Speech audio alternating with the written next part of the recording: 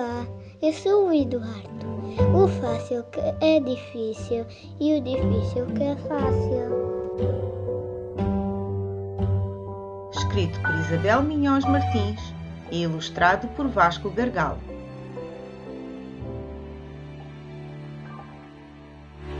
Em casa do Eduardo, os manos fazem uma escadinha. A Clara é a mais crescida. Logo a seguir vem a Rita. No degrau seguinte está o Eduardo.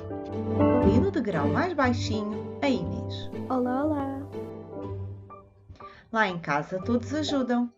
A Rita é o despertador da família e costuma levar os mais novos à escola. A Clara ajuda o Eduardo com os TPC. E quando os pais chegam tarde, conta histórias aos irmãos. O Eduardo começou há pouco tempo a sair sozinho à rua para comprar pão e despejar o lixo.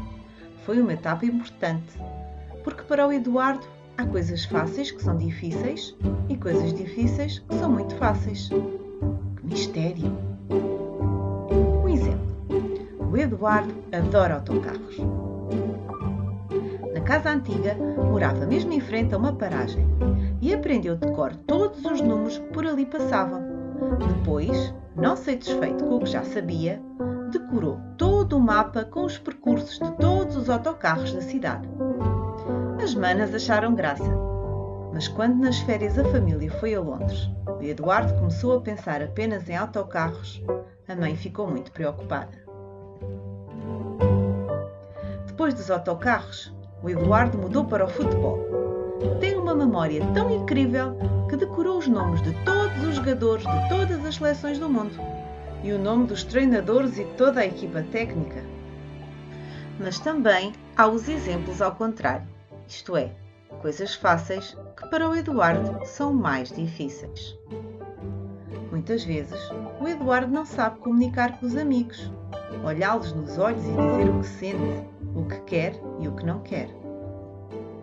Também tem alguma dificuldade em perceber o que os amigos lhe dizem sem ser através de palavras. Por exemplo, aquilo que lhe mostram apenas com o olhar ou através de expressões e movimentos.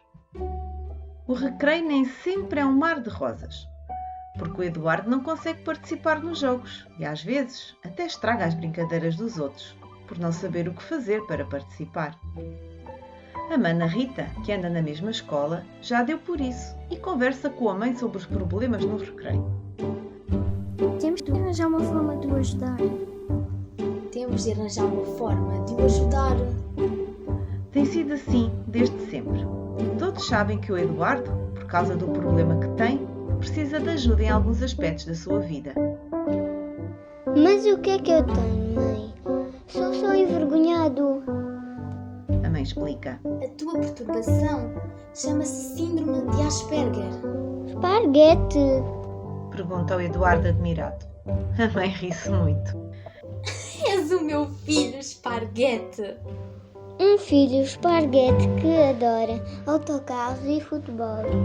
Mas a vida não são só autocarros e jogadores de futebol.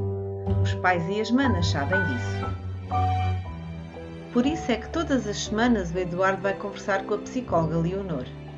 Desta vez a Leonor ensina-lhe alguns truques para os recreios correrem melhor. Quando quiseres participar numa brincadeira, aproxima-te, olhas para os outros meninos e perguntas se podes brincar. Também podes sorrir. Um sorriso é uma boa ajuda.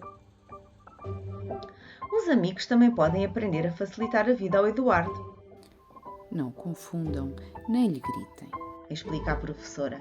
Falem com ele calmamente e usem palavras diretas para se explicarem. Assim ele vai perceber melhor.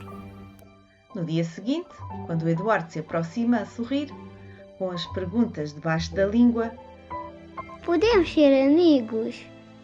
Posso brincar convosco? os amigos sorriem de volta e dizem logo. Claro que sim! Podes ajudar-nos a colar os cromos novos na caderneta. Os olhos de Eduardo até brilham. E quando começa a dizer os nomes de todos os jogadores, mesmo os mais desconhecidos, os colegas ficam surpreendidos. Como é que consegues, Eduardo? Comigo é assim. Há coisas fáceis que são muito difíceis e coisas difíceis que são muito fáceis. O Eduardo tem síndrome de Asperger. O Eduardo tem uma síndrome de Asperger, o que o torna muito especial.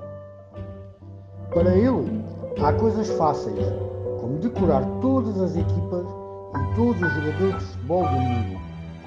E coisas que para qualquer outra criança são fáceis, como arranjar amigos e brincar com eles, mas para ele são tão difíceis que ele não conseguirá sem ajuda.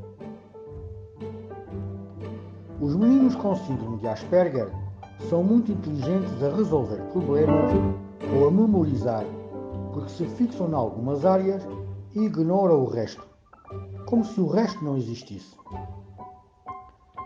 Outra característica que os diferencia é não conseguirem perceber as expressões das caras, quando alguém mostra alegria, ou pena, ou irritação.